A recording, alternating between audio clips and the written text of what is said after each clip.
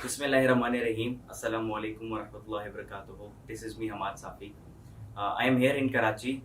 Basically, I had a visit of 5 days in Karachi, and I'm still in Karachi, and this is my last day here in Karachi. Basically, I was here for some programs and for some meetings with Islamic scholars and with other type of people. And Akhtar Ayub Saab is managing all these programs here in Karachi as well, and we went to Hyderabad as well, where we participated in lots of programs and we met lots of people. And mashallah, the love and the respect I got and gained from the people of Karachi and the people of Hyderabad and basically the people of Sindh, that is truly amazing and that is truly lovely. So basically, I am today, this time I am sitting in Defense Area Karachi, and this is Mr. Junaid Ayub Khan, who is the son of Dr. Ayub Khan, who has spent his 13 years of his life in Canada. And basically, when he was 5 years old, so he went to Canada with his entire family, with his father, and he was there for 13 years. So he did his primary education from there, and I guess for higher education, then he came back to Pakistan.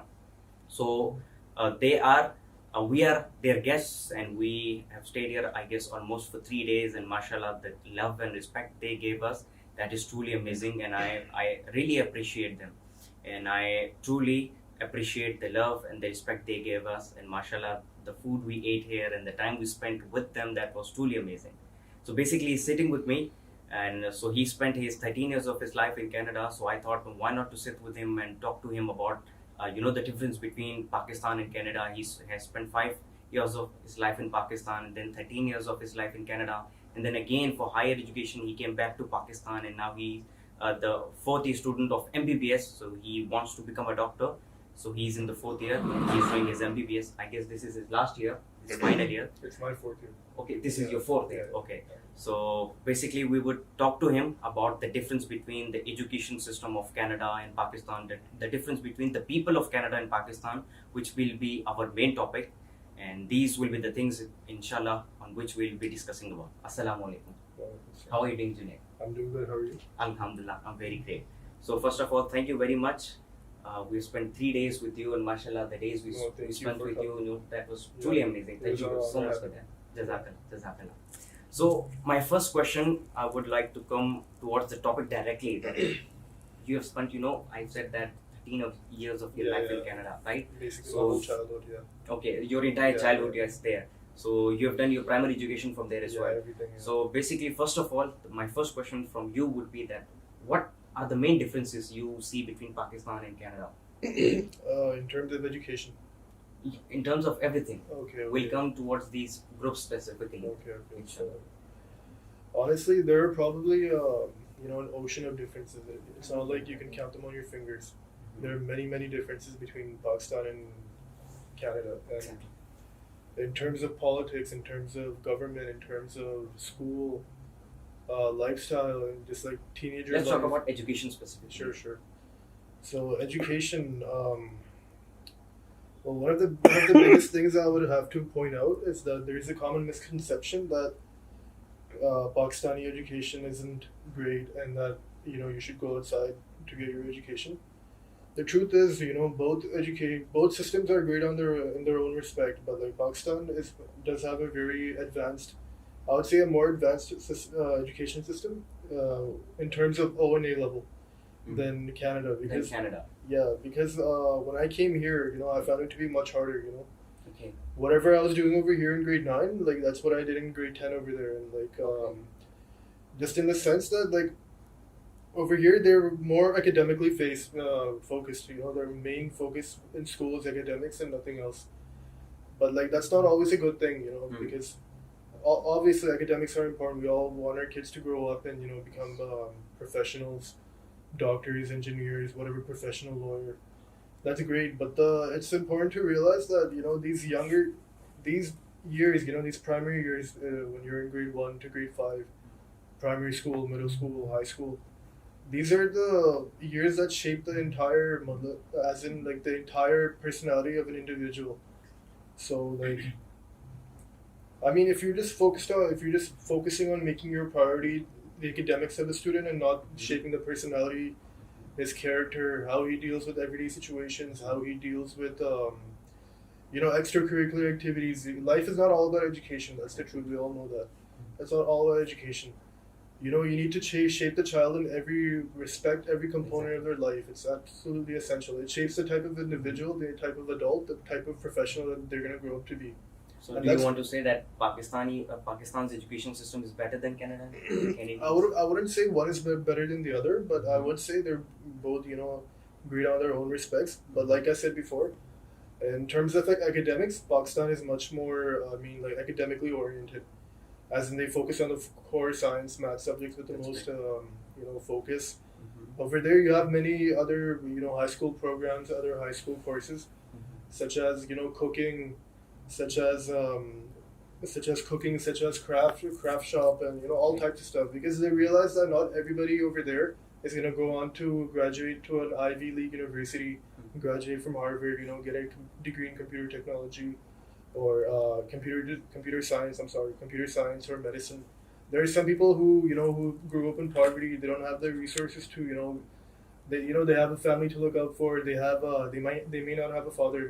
Many people who live in the slums of the city, their parents leave them when they're young. Their parents have been shot or maybe killed, so they have many other responsibilities. And sometimes like it's important to realize that you need to be able to provide for them too. Some of them they don't always have the priority of becoming a doctor, engineer. Some of them just want to graduate, get a basic skill, and master that skill enough to make an income. And once they get their income flowing, they can go move on to their higher education. I think, and that's just one of the things that I mentioned. You have a lot more diversity, a lot more range in high school over there. You take up to 40 different courses, and it teaches you all different skills of life, whether it's crafts, whether it's sports, and like I said before, cooking. So like that's great. That's great. Yeah. So what do you want to say? Do you want to suggest the people of Pakistan to go and study abroad, or no? Do you want them to study in Pakistan? Well, I think it all depends on your goal, right? Like I definitely do find that if you want to study science or mathematics or any of the more advanced technical subjects, Pakistan's the way to go. Study in Pakistan, do your O&A levels, and graduate. And like actually, the Pakistani students, they tend to get into much better universities abroad too, as compared to the locals who live over there, because they're much more academically oriented. They have much more knowledge according to the technical subjects. Okay. But over there, like I feel like growing up over there, a child, what they learn in school, the habits they learn in school, everything they learn in school, how they interact with other students. If they're bullying other students, teachers will intervene. They'll teach them, you're not supposed to do this. You're supposed to do it that way. You're not supposed to steal from his lunchbox. You're supposed to have your own lunchbox. You're supposed to share. Exactly. They don't teach that over here. The truth is, over here, like the only thing that they're focused on is teaching the core subjects and getting their paycheck. Everything else the child learns, they learn it from their outdoor, outside experiences, and that's good in a sense too. Children become much mature much earlier over here because they learn from their outside environment. But like it's also important to realize that like not everything you learn from your external environment outside of school is good for a child at that age. They need to develop their core habits, their core values, that what's right, what's wrong. Over here, children, they learn, they learn stuff on the street, all types of places, and they don't know whether it's right or wrong. They just see everybody else doing it, and they say this is the way to go. So I think it's much important to. So you're trying to say that in Pakistan, people are only getting educated; they're not getting trained. Exactly.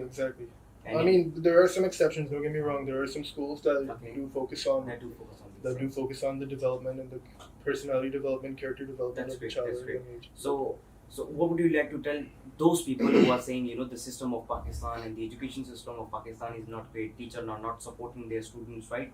And as you said that they are not training their children, so what would you like to say about that? Can you repeat the question one more time?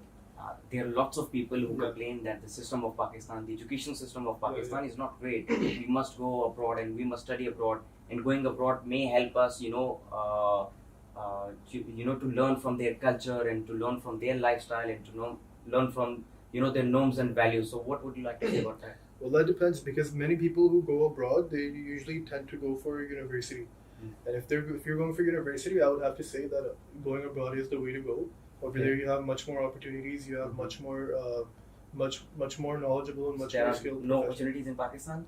I mean, there's a lot of potential. That's a problem. But after high school, I feel after A level, inter, metric, well, after high school, there's Mm-hmm. not much opportunities for students unless they have the money and the resources to afford Okay. some of the higher pay, the more expensive schools, right? Mm. So, I mean, and there are a lot of international programs that they Okay. provide, and for students who can't afford to pay for their higher education, scholarships, all that. All right. So I think it's important to avail every opportunity Every you get. opportunity. Yeah. That's great. That's great.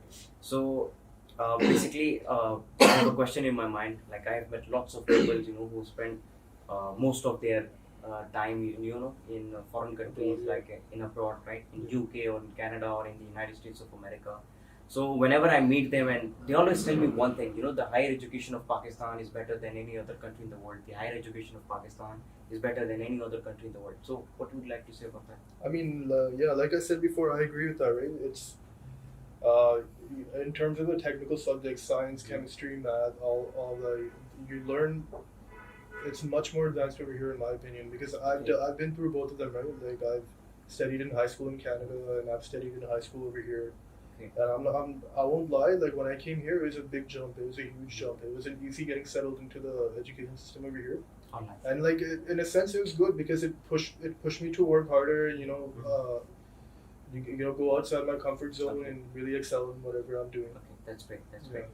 So now let's come to the other topic.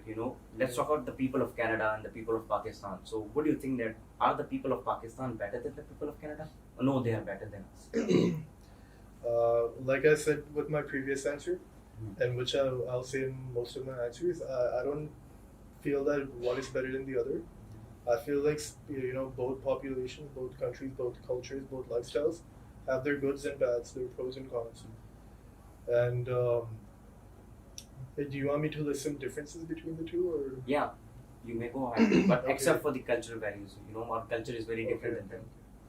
So, like, first things first, if you're talking about the government, if you're talking about the overall system over there, how things work, the law, the justice system, the government, I mean, I think 9 out of 10 people will agree that, Canada is much better than Pakistan. I think many other countries in the world are much better than Pakistan in terms of their Yes. legal system, in terms of their justice system. Mhm.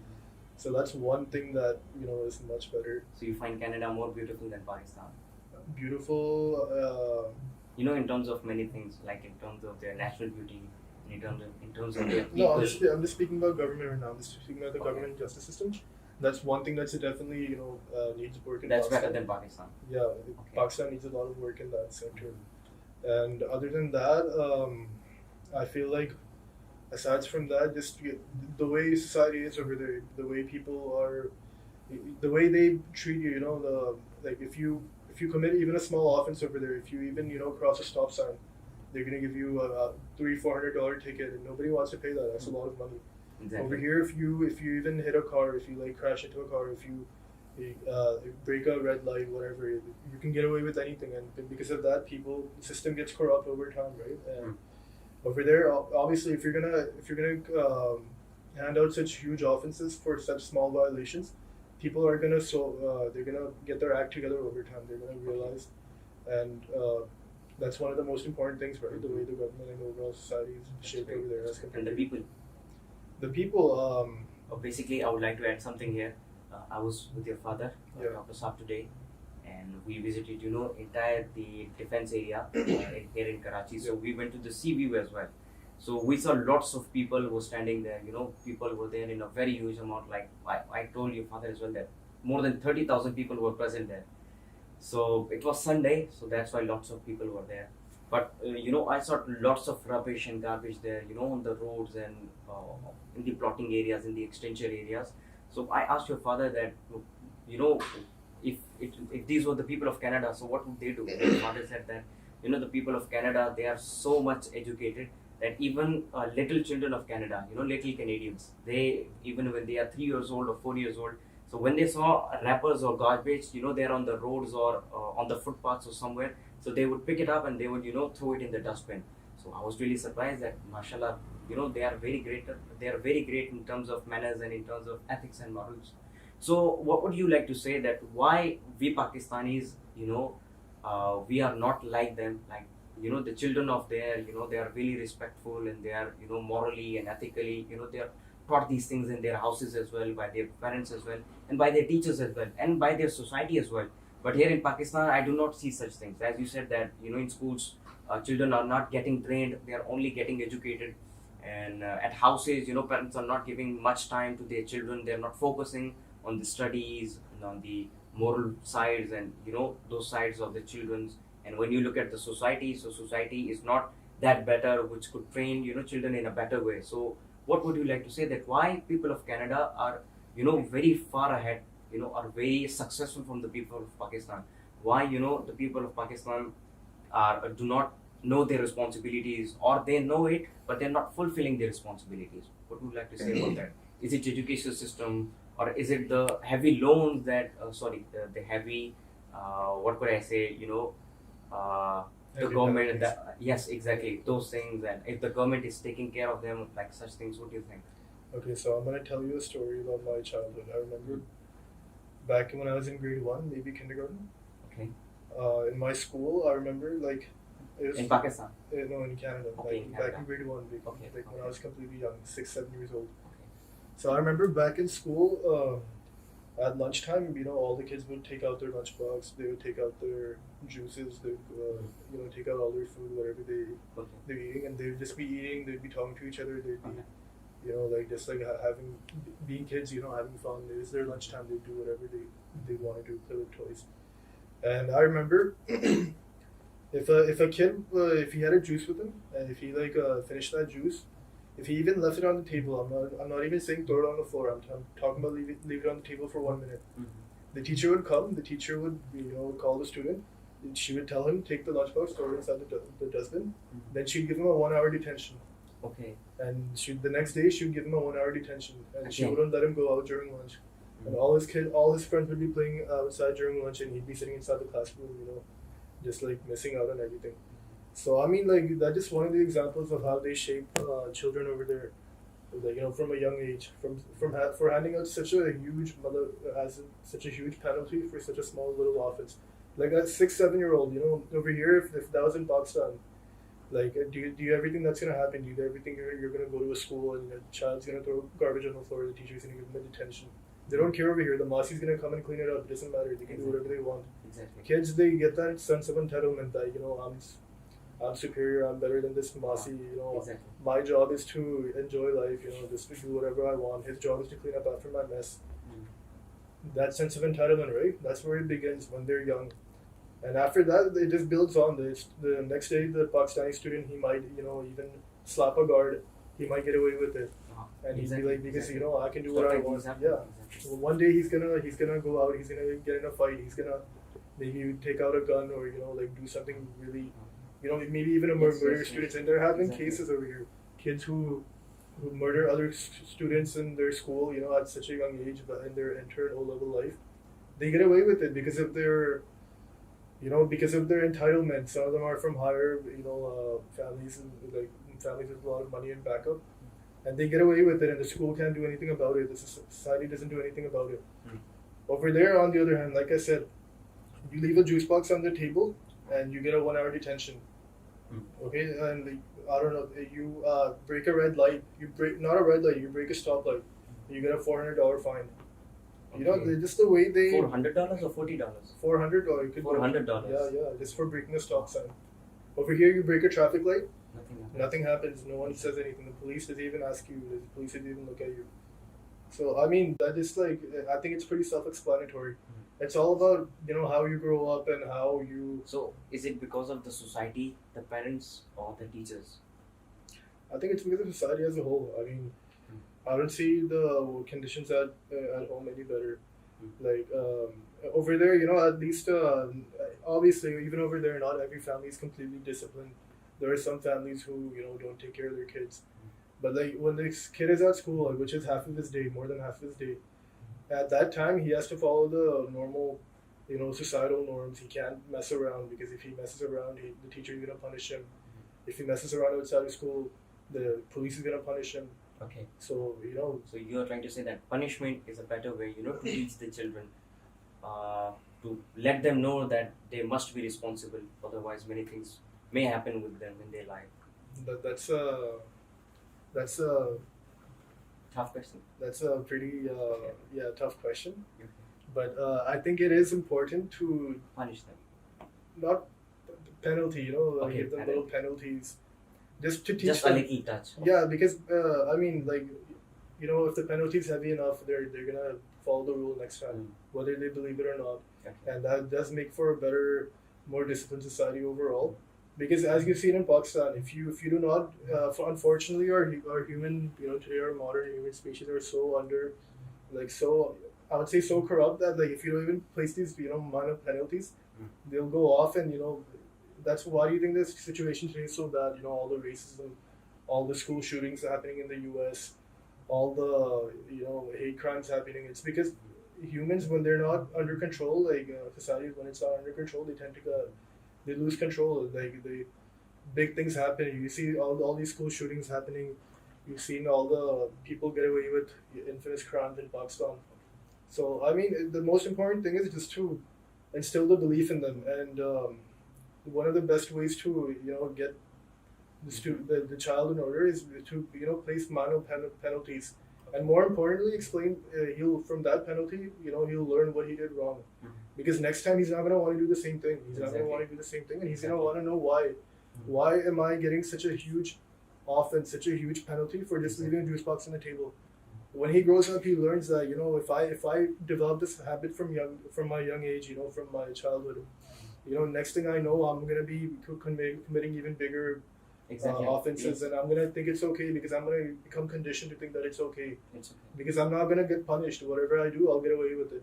Exactly. So I don't think punishment's the key, but I do think penalties is Minor penalty. minor penalties from a young age, increasing gradually for the degree of the offense. It is important in a society. So, as you said before, that in Pakistan, people are not, ethically or morally trained. Sometimes it happens as well that if a teacher punishes the students or gives them penalty, so the student stands up and he fights with the teacher, or he uses bad language right in front of the teacher, or even slaps him. I've even seen cases like here in Pakistan that a teacher went and just slapped the student right because he was doing wrong, and the student stood up and he slapped the teacher back. So stuff like these happen in Pakistan. So what would you like to say about this? That's why Not even in Pakistan, yeah. not only in Pakistan, but stuff like these happen all around, the subcontinent. Yeah, that's why I was gonna emphasize on my next point that not only should you punish a person with a penalty or penalty or Mhm. it's more important to teach them what they did wrong, why was what you did wrong, and the truth is you can teach them all you want. You can have classes on it, but until they don't get that penalty, until they don't get the first dose, Mhm. they're not going to take it seriously. They're just going to be flying and going through one ear, coming out the other ear. One day when it happens to them, then it's gonna go in that ear. It's gonna stay in that ear. It's gonna go up here. That's what you need To to the mind. remember. Until you don't get a hit, until you don't get a little bit of a penalty, until you don't get hit by the whatever By the situation. you Okay. won't take it Okay. seriously. Ever. Got it. So let's come to a serious question. Were you happy in Canada and Pakistan? Pakistan. I was definitely happier in Canada, seeing as I grew up over there. Okay. That's where And my what is childhood. the reason for it?